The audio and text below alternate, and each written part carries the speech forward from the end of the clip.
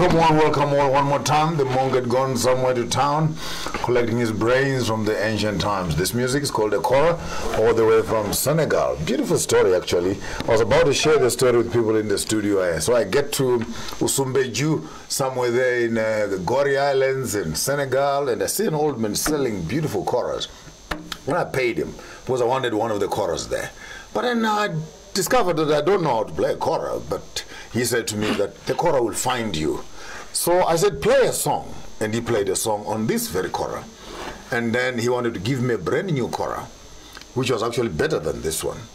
Then I said, I would rather buy your one. And you remain with the new one and teach the new one a new song. So I grabbed from his hand his very instrument, and I left him. I bought him a new kora, and I left one with him. And of course, when I came down here, after a few months of fighting with this little beautiful, this beautiful baby here, she occupies a very sacred place in my house as we are actually expressing ourselves in the music space. And tonight will be very unique and different and special. I have a wonderful young lady here with me, all the way from Zimbabwe, living in South Africa with her mother. We want to just share some history and share some experiences around experiencing life away from home and what it is like that the young children, young boys and girls, young youth, when they're looking through the African window into the future that we're anticipating, what is it that they're seeing?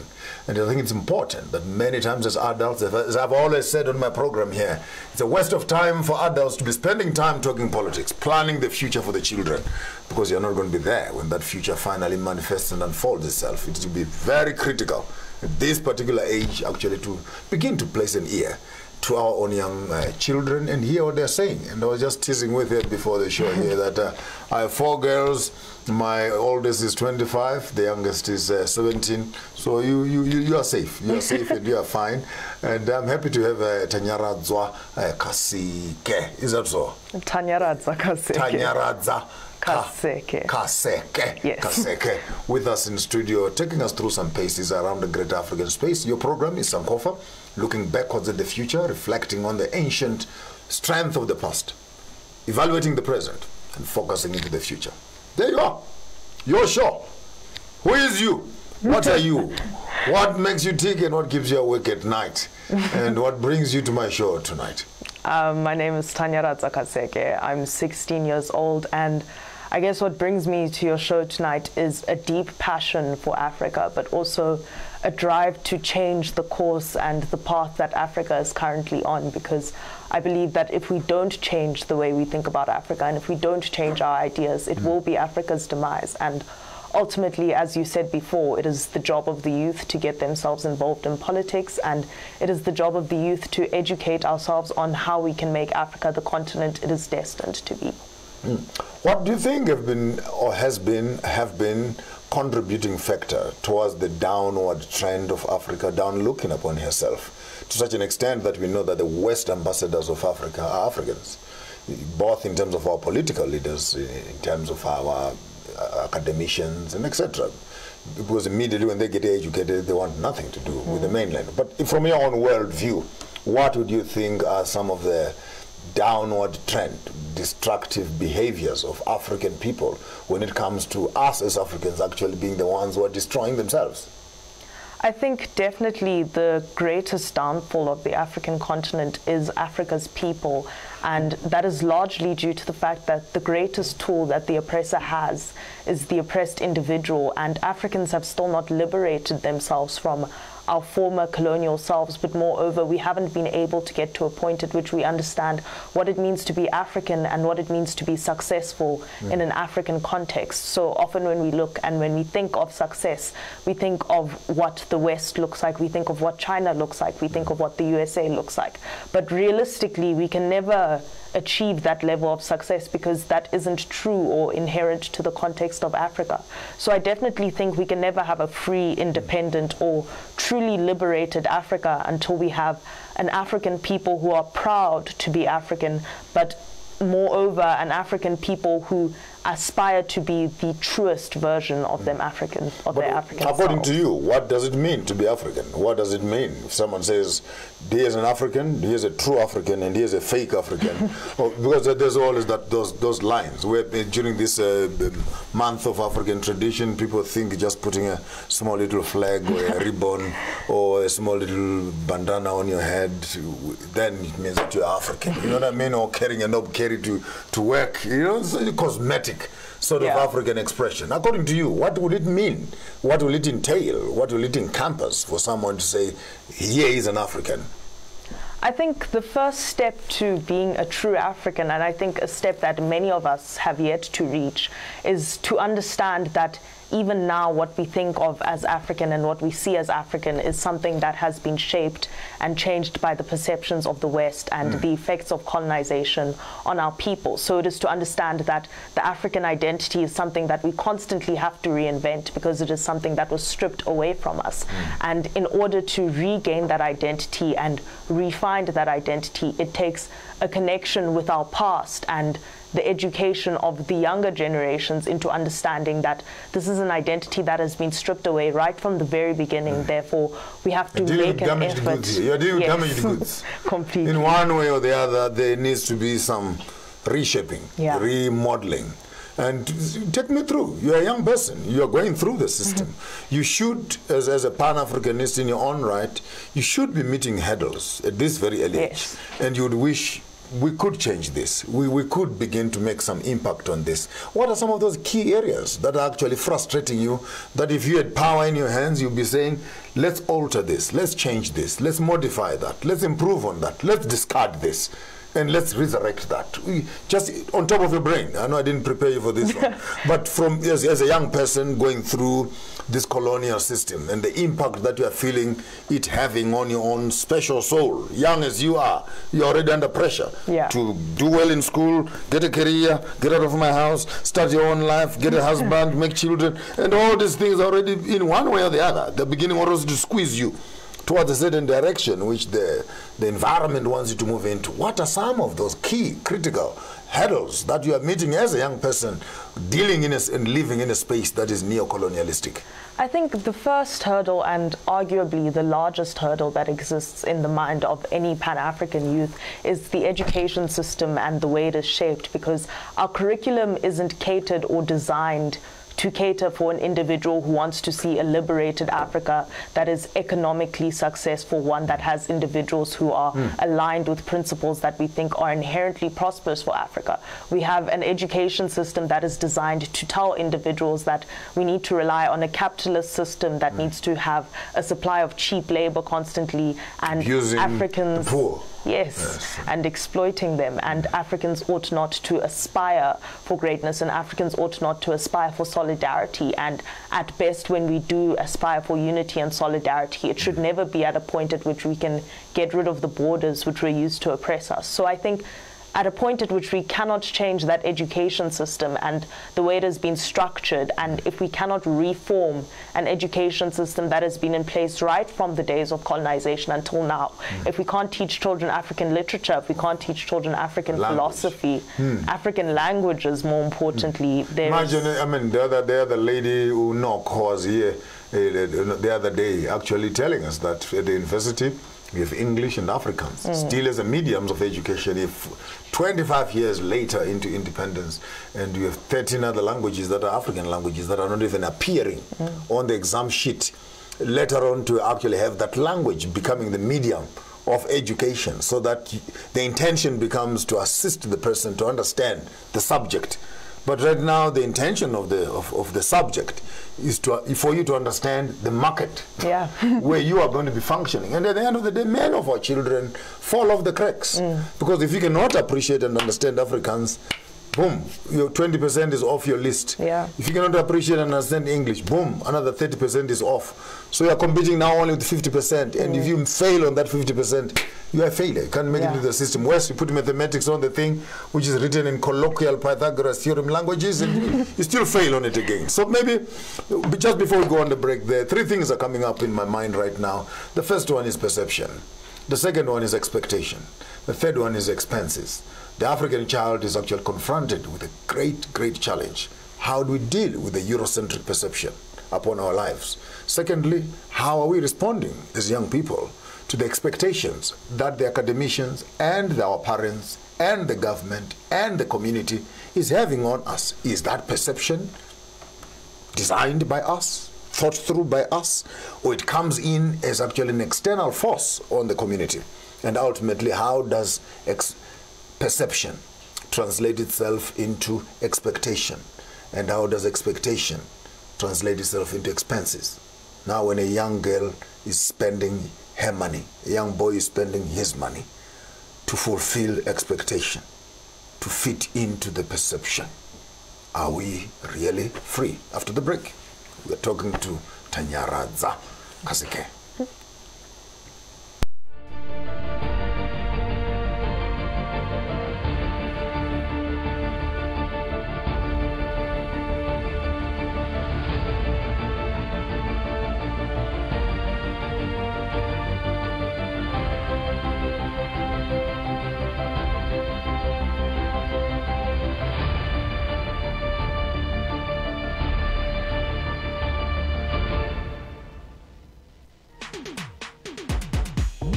Feel the heat. I love Adam Selman. The girls are really thin. I think it looks very glamorous from the outside. The life of a model in New York City. There is such cool prints. So many. You know, I'm buying this. Look at me and all the selfie sort of thing. Honestly, I didn't really know that was actually a job. It just didn't occur to me. Congratulations. Feel the excitement. Feel the heat with Starsat.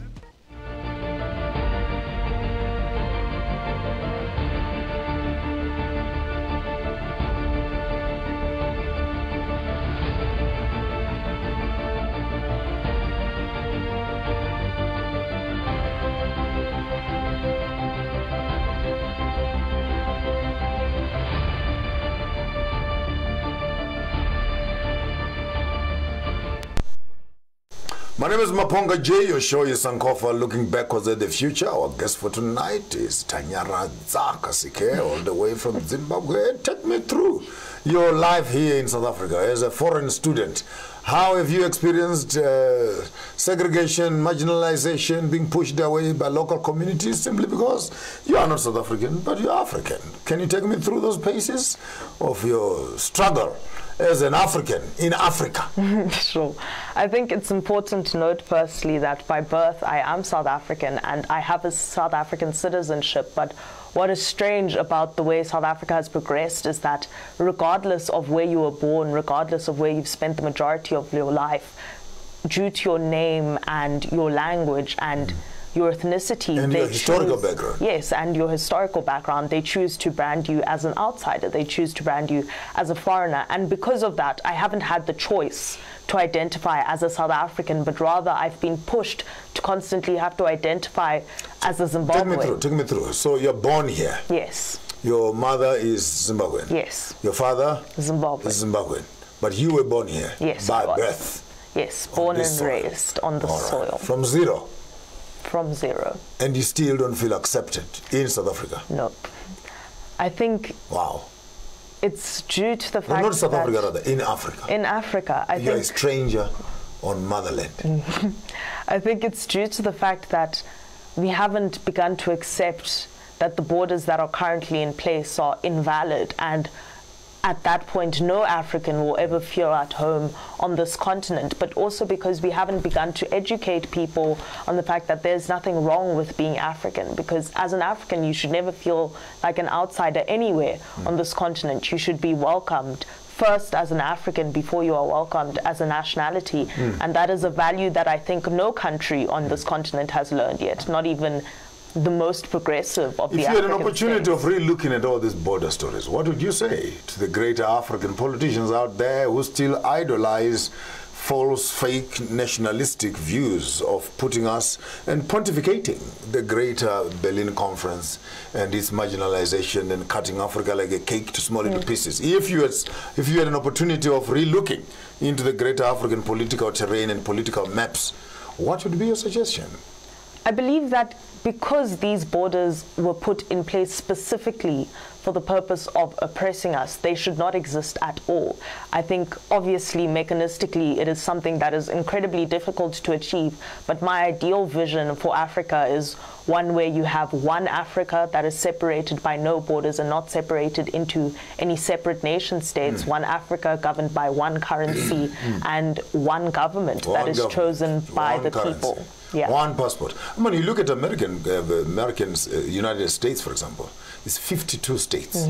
If you go back into your historical study, you would find that all these were colonies, sort of thing.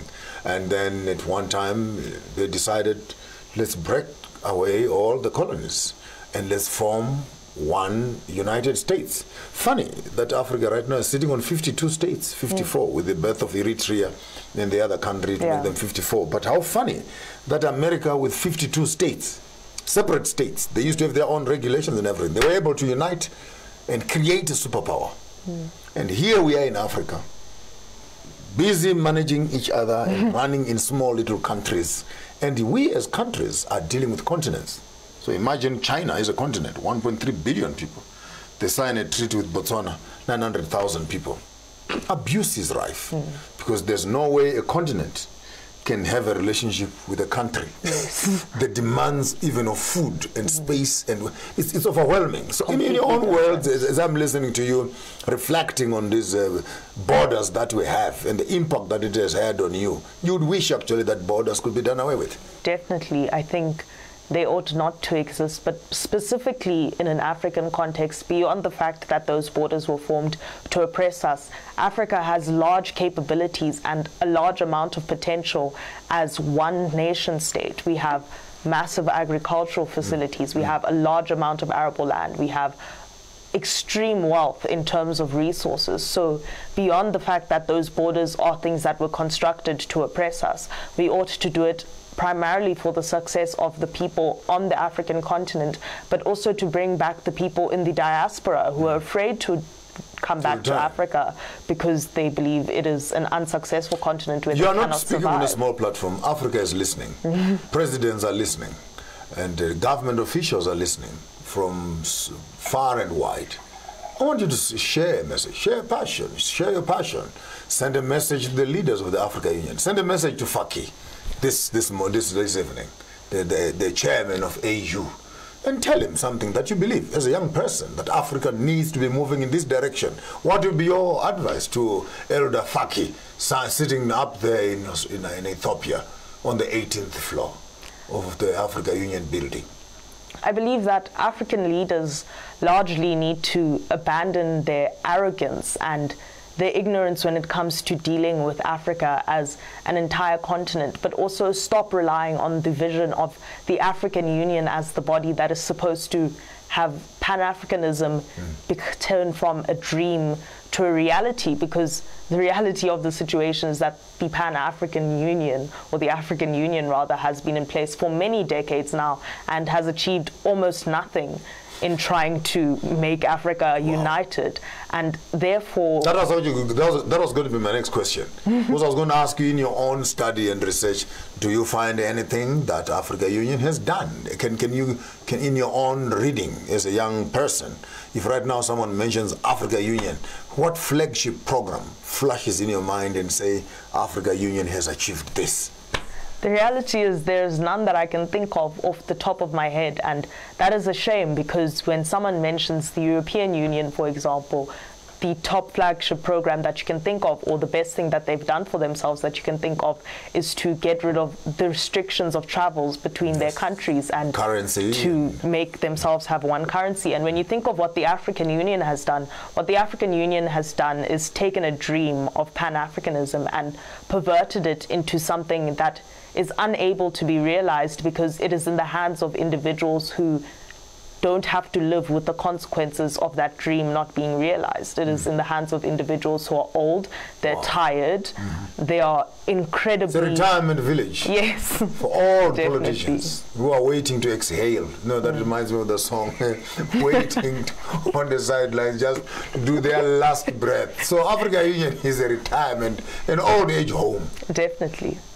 And I think the biggest problem with bodies like that is they often use youth ambassadors as a way to show the youth that we are heard and we are listened to.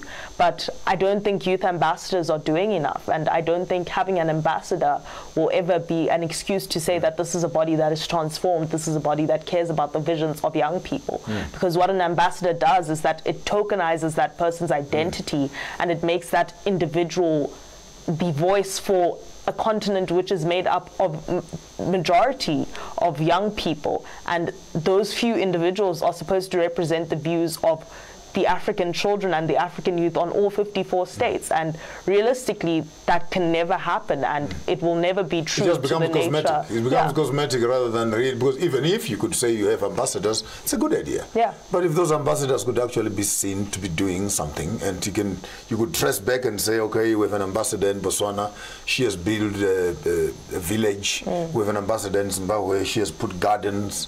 We have an ambassador in South Africa, she has opened a carpentry shop. And as the African Union, you could actually be having these ambassadors whom you empower with resources to cause the effect and the impact in the community that is desired. But alas, it is not so. Yeah. It is just for you that I'm an ambassador for AU, I'm the ambassador for arts and culture, and once in a while when they have their functions and they call you there to come and sing and dance a little bit, oh, wow, well done, ambassador. And honestly speaking, I think the young lady here is saying something that is passionate, very, very passionate to my heart, where as Africans we deceive ourselves with cosmetic political gimmicks, and we lie to ourselves. I mean, I'm embarrassed right now that South Africa, Zimbabwe, Botswana, Lesotho, Zambia, Malawi, our honorable Arikana Chihombori had placed her name as a chairperson of the African Union, a woman for that matter. She's the one who fought for the French colonies that have been contributing more than 500 billion per year into the French economy. And she fought, but she's from the Anglo-Saxon space in terms of Zimbabwe, married to a Ghanaian, living in the States. And Faki in the African Union fired her from her position. She wanted now to run as a chairperson of African Union. And using some technicalities, Faki actually has blocked her from participating in the election for African Union. Now, if you're supposed to do a survey on the African market and say, who do Africans want to run as chairperson of African Union, you don't need to go very far. 94.9%, if not 95%, will actually come saying, we want Chihombori in. But bureaucratic issues again. I'm driving somewhere. What is your view when it comes to women participating in power?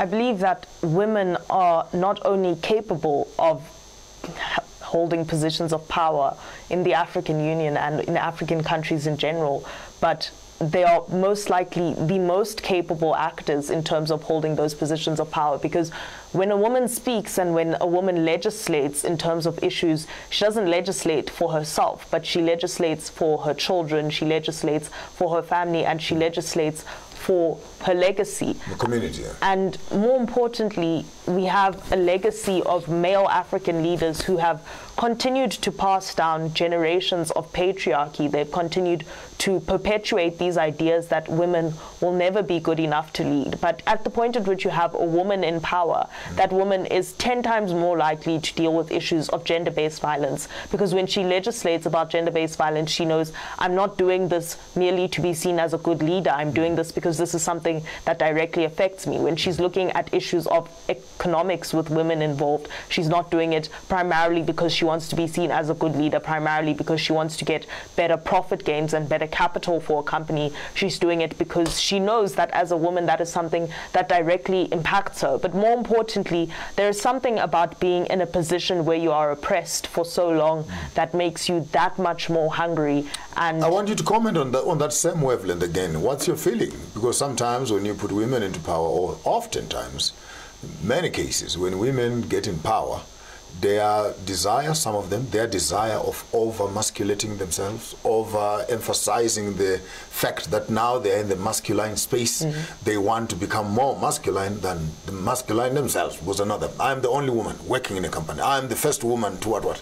And you find that even when they are in the positions of power, They oppress fellow women, for crying out loud. They've not changed legislation on maternity leaves, for example, issues pertaining to women. They actually get into these positions to re-emphasize the patriarchal institution because it proves that you are a good woman who is working with men. And by working with men, you must become more men than men themselves. I hope you can get what I'm driving at. What is your advice to women who are in positions of power? What sort of agenda should women in executive positions be driving? I think the primary issue with that is that a lot of women, specifically on the African continent, tend to subscribe to what we call third-wave feminism, which is feminism that seeks for women to attain a position that is similar to men or a position that is normally dominated by men, rather than women getting to a situation where they can be the best that they can be as women and not on a comparative basis to men. Because when we look at positions of power, we should never do it with the intention of making sure that we have a situation where 50% of our leaders are men and 50% of our leaders are women. Rather, it ought to be a situation where every individual who is of equal merit can seek a position of power and is equally capable of attaining that position of power. So the minute that African women understand that the goal is not to become like the man so that you can have the powers of the man. You find them in heavy shoes, in jackets and in ties, 4 buttons and etc. storming through the boardrooms, you know, because the woman is now the boss and she's here, and you look in there and say, man, we don't need another Mr. Mkize here. We already have 15 Mjaloses here in the boardroom. Can you come here and bring the feminine energy into a room full of testosterone? You want just to see a woman who can be here to represent the women agenda. That's what I'm trying to push for you. In your own advice, what would be your 2 cents advice to fellow women who are actually aspiring, pushing, driving, living and executing executive positions as women? I think my advice in that case would then be to never aspire to be like the man, but rather to aspire that more women can become like you and more women can reach that position of power and reach that position of influence. But also to always remember that societies in Africa are not inherently patriarchal. Those are ideals that were placed upon us. Rather, it is important to inform women on facts such as how villages are often run by matriarchies. Villages are often run by women. And many people often say that every strong man has a strong woman behind him. But rather, the idea shouldn't be that a strong man ought to have a strong woman behind him, but that a strong woman can be strong by herself and be recognized as that without the help of a strong man being in front of her. When we come back after the break, we'll be talking to the young lady here, taking us through some paces around the African political, economic spaces. And don't go away. Here in studio, Tanyaradza Kaseke, giving us paces on African politics. You as politicians out there, better be listening. Here is the future.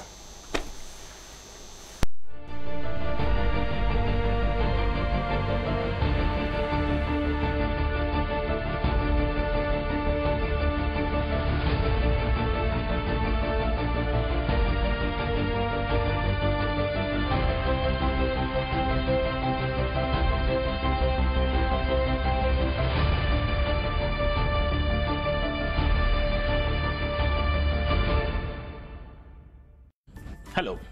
The fourth industrial technology era has forcefully changed how every profession has been working for its clients. The world has become smaller than what we used to think. Imagine the ease of talking to a person who is in Australia, China, or Germany while you are in South Africa, as if you're just next door. The ease that globalization and the fourth industrial technology have brought to humanity entail doing business anywhere in the world as long as you have the purpose and the means. It is our expertise as MB Chabangu Incorporated to advise clients immigrating to South Africa on various permits and on opportunities for travelers who intend to sojourn in South Africa for a longer period of time. Ayé náà ti kéré ju èyí tí a rò lọ.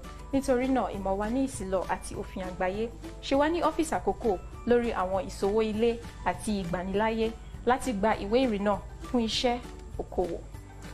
Ho MB Chabangu Incorporated, reba eleji di notary le basebedisi le di office tsa rena kwa Pretoria, Johannesburg le Bloemfontein. MB Chabangu Incorporated e humanela ga bonolo go bareki ba rena. Go humana tlhagiso leseding ka botlalo re kgopela le re leletse mogala go 012 341 4187 goba le re ngwalele lengwalo tsebile go admin@chabangu.co.za. MB Chabangu Incorporated, mo mathata a humanago tharollo.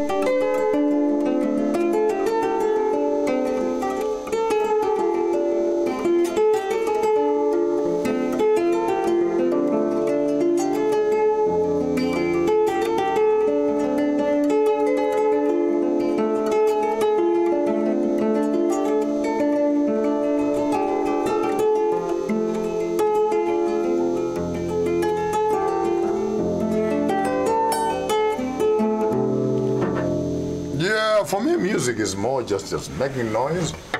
It's harmony, it's melody. The bass, the tenor, the altos, and everybody else coming together to make harmony. And when I look at an African space, there's nothing better we can do but to find that rhythmic harmony for the greater continent itself. This speaks to the countries that are good in agriculture, good in mining, good in education, and everything else, coming together and creating harmony for the African people. That's how I've come to start to interpret my reality and deal with my frustration around the African people. I've resorted more into music. And I hear you're a pianist and you play piano, so you try. Yes. All right, grade what? I haven't actually done any formal exams. But you play? But I've been playing for about 11 years now. 11 years? Yeah. We should bring you back here and we sample you up a little bit and I can put together something and we can test your skills and see how that goes. So in terms of your aspiration, career-wise, which direction are you going? Career-wise, I'm looking mainly at a career in law and international relations, primarily because I think the first step to achieving justice for the continent and for African people is to ensure that we understand our rights, but more importantly, we also know how to fight for our rights in such a way that sets precedents and legal precedents that inform the way the future is going to work. Because, for example, with landmark decisions in America when it came to dealing with the issues of segregation, like Brown versus the Topeka Board of Education. In that situation, the only thing that was able to enable those people to fight for their rights and to fight for the end of segregation was the understanding on the landmark decision that schools ought to be integrated. So I think if I can push towards fighting those kinds of cases in the future, that would be my ideal vision for how Africa can progress forward. Okay. So you're pursuing law, international relations, a bit on the political space there, to make actually social justice issues of primary importance. What are some of the challenges that you think young women like yourself are facing on the continent? I think the first and the most major issue that young women face on this continent is the fact that patriarchy still plays a massive role in terms of how we view women's position in this continent, and the fact that when we look at women's empowerment, we look at it as a matter of fulfilling international standards and standing up to what the world has told us is right, rather than truly believing that the woman is inherently equal to the man and therefore ought to be empowered, not to the same extent, because that would only be equality, but rather to an even further extent to substantiate for the harms that have been done to the female population. So in that instance, I think the biggest challenge that faces young women on this continent is that governments don't believe enough in the issue of substantive equality. That is to say, you ought to give reparations to the woman to the same extent that that woman has been harmed in that society. And because governments don't believe enough in that, women are often empowered, but they're not empowered to the truest or the fullest extent. Wow. Your own comment on women contraception and actually the external community, the American, European, and some of the Scandinavian countries coming to Africa and actually sterilizing our women and etc. What has happened to women's sexuality and you as women making choices for yourselves? What will be your commentary in terms of actually having women who are no longer in control of their womanhood, so to speak, in the face of the global management of population explosion? Well, I think the first thing that is important to note, and I must disagree with you slightly there, is that a massive problem with the way we view the female gender is that we think that a woman's womanhood is tied to her ability to bear children, and I think that perception is something that is inherently wrong, because it is often meant that many women who cannot bear children are often perceived to be lesser. My question is direct on contraception. My question is direct on contraception. So I want you to respond. Yes, I hear you. I want you to respond particularly on international communities actually managing even those that are reproducing in the name of controlling the resources of the world, and women are the target, because they are the carriers of the children into the next generation. So there's a huge agenda of managing reproduction for the African woman. So I'm not even stereotyping it in terms of the ability of a woman is that of being able to reproduce children. But I'm looking at the international stage of managing African productivity in the sense that women are targeted because you are the carriers. I think in that instance... If that makes sense. Yes, it does. The international community has no right to intervene on African soil in any instance. In fact, the only time at which an international country or non-African country has any right to intervene in Africa is in a situation in which human rights are under threat. And if they cannot show that, they ought not to intervene in Africa at all. But more importantly, I think it just goes to show that the international community constantly views Africa as a threat, regardless of whether or not what is happening is something that is inherently designed to threaten them, because often our power lies a lot in the fact that we have a huge population on this continent, and many people seem to distort that into overpopulation, overpopulation, but really that is where our power lies, because our strength lies in our numbers. And at the point at which you take those numbers away, not only do you dismantle and sort of hinder Africa's ability to progress on the basis of how much we can populate the continent, but more importantly, you also once again try to brand Africans as individuals who are inhumane because of their natural desires to populate and leave a legacy for their people in this world. When you look into the greater space of democratic systems, legal systems, and I'm glad to hear you that you want to move towards the Roman Dutch laws in terms of your legal training and for career advancement, to say the least. But in your own world, are we not again pontificating and idolizing Western governance systems as superior to African systems by us actually trying to use the legal tools which are European? And now we say, well, let's go and fight Europeans with the European systems. Would you have any chance of your understanding on indigenous governance systems and how that can actually have a possible relationship with the Eurocentric governance systems? See, I think the problem with where Africa is at currently is that we have disregarded our own culture to the extent where, in order to regain that culture, we need to a large extent understand the culture of Europeans and understand how that culture now intersects with our own in order to reclaim our own culture. So unfortunately, we are in a position where the only laws that are seen as important in our society are Roman Dutch laws and European laws, and traditional law is on the back burner. But I think in the very same breath, it is those laws, those European laws, that now enable us to be in a situation where constitutionally the right to follow traditional practices, the right to practice your tradition as freely as you want to, is something that is enshrined in our constitution. So what is to stop us from saying, because that is something that is enshrined in our constitutions ought to be written on a basis where they are traditional and where they are informed by our traditional cultures and by what our ancestors have left behind for us to follow. When you come back after the break, we will be hearing much more from Tanyaradza Kaseke here, young, praising fire and burner on the great African continent, hearing beautiful thoughts from our own young children, telling us as adults what do we think about the future that we are anticipating and how they want to get involved in actually becoming the supporting structures into achieving those objectives of the future. Don't go away. We'll be back right after the break.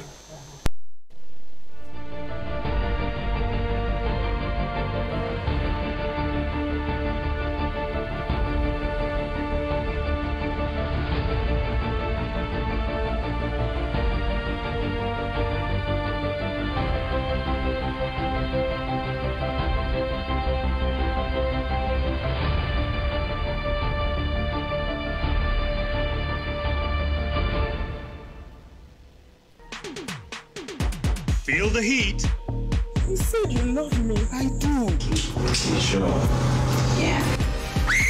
Leave Brown's man. Oh, no, you don't. Get out of my way. Get out. That is an abomination. Oh, the love you promised me. Do you have a boyfriend? Yeah? Feel the excitement. You don't know how I've been longing for this. Feel the heat with StarSat.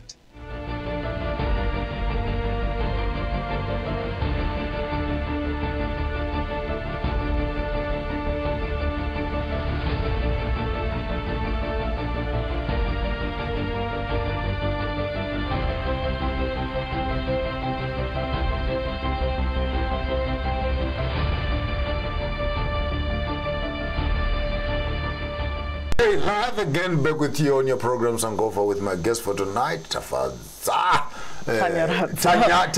Tanyaradza. Yes. Did I call it Tafadza earlier? Yes. Okay, this is Tanyaradza. Point of correction, madam. Tanyaradza Kaseke. Take us through your organization that you're working with right now and some of the initiatives that you've started developing and the people that you're working with and what are the possible objectives that you want to achieve in your organization. So my organization that I work with currently is called Nguvu ya Fahari, that is Swahili for the power of pride. And essentially the aim of Nguvu ya Fahari. Nguvu ya Fahari. Yeah. Yes. All right. And the power of pride. Pride.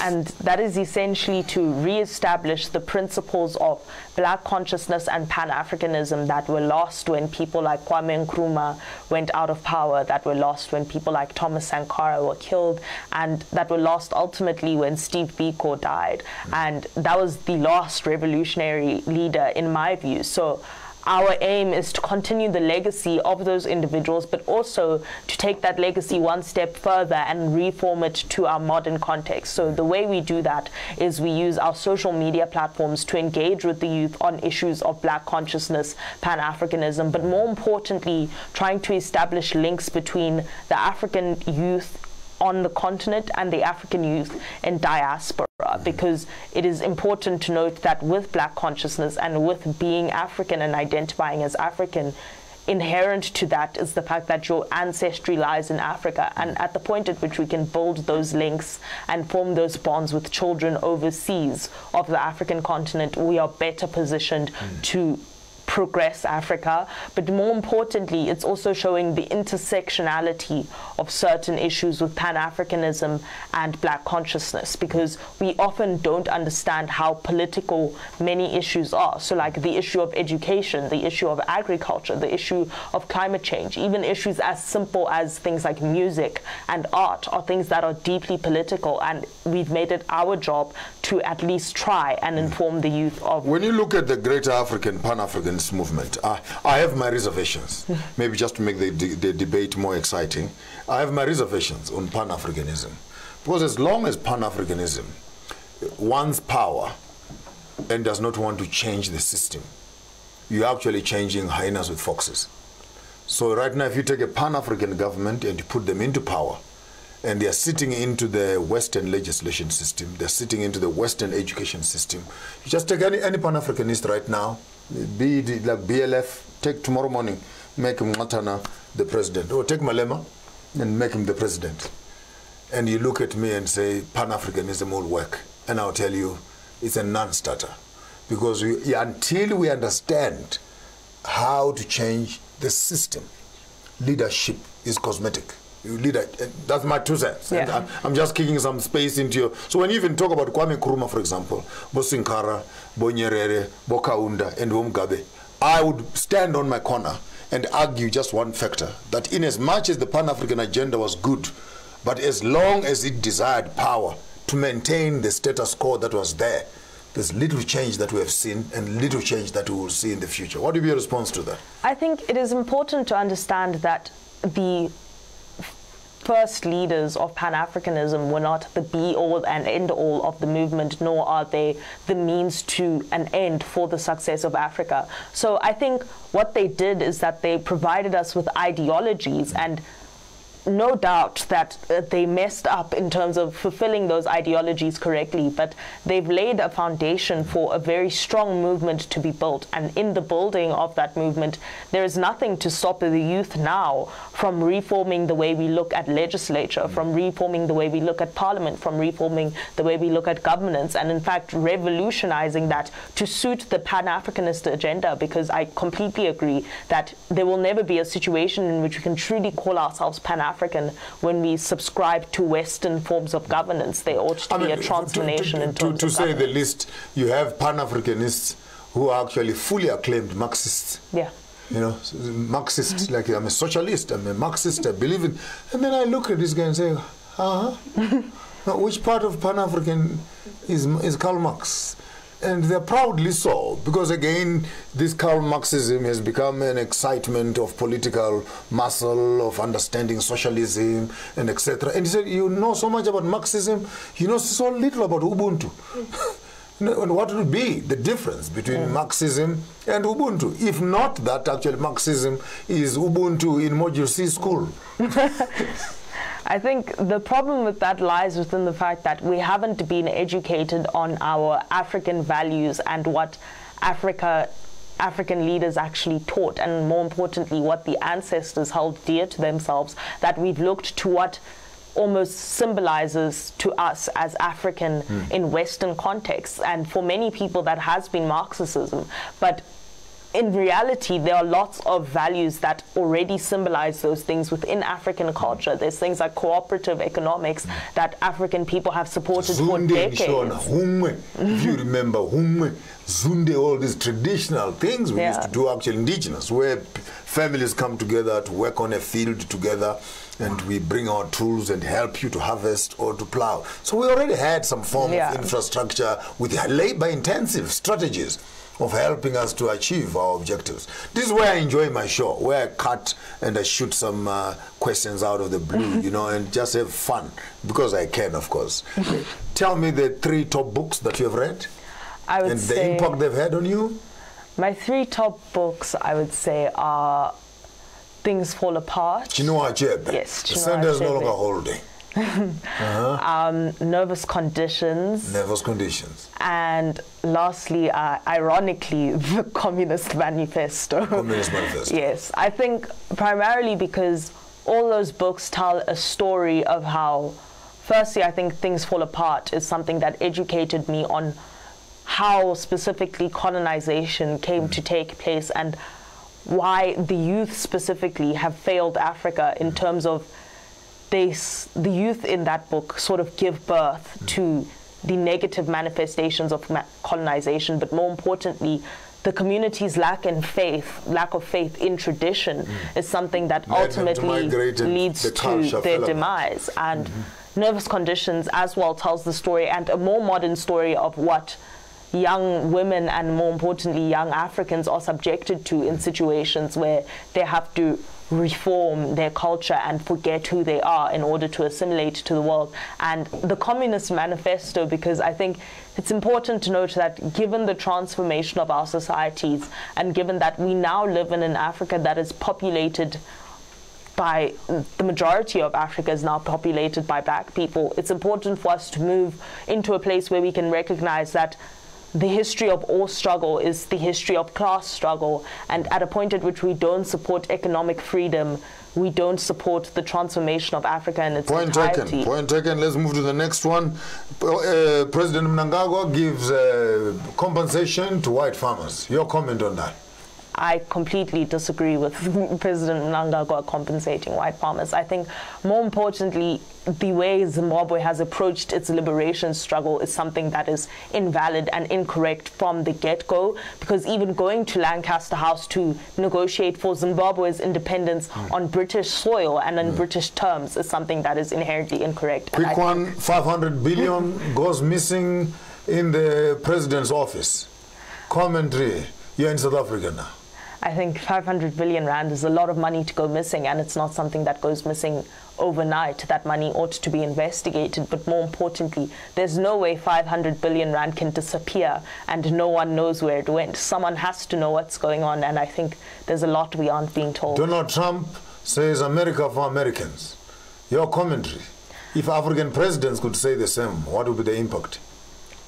If African presidents could say the same, it would cause massive amounts of outrage because Africa has a wealth of resources. We have a large amount of arable land. And in reality, no one wants Africa to be for Africans because they know what would happen if Africa closed its borders and said we are going to rely on ourselves for growth and for independence and for success. So definitely the context is different, but in Trump's America for Americans, I suppose that's okay because Africa doesn't need America to progress. Africa only needs Africa's products. 3 top things that you do. Should you be actually running the Africa Union?